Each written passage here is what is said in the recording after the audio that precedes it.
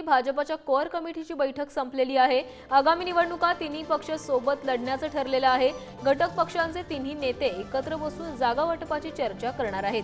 माजी केंद्रीय मंत्री रावसाहेब दानवे यांनी या संदर्भातली माहिती दिली आहे।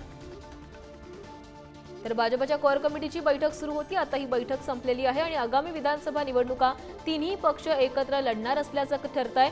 तसंच तीनही पक्षांचे प्रमुख नेते एकत्र बसून जागा वाटपासंदर्भातली चर्चा करणार असल्याची माहिती रावसाहेब दानवे यांनी दिली आहे। आज भाजपच्या प्रमुख नेत्यांची मुंबईमध्ये बैठक पार पडली आहे।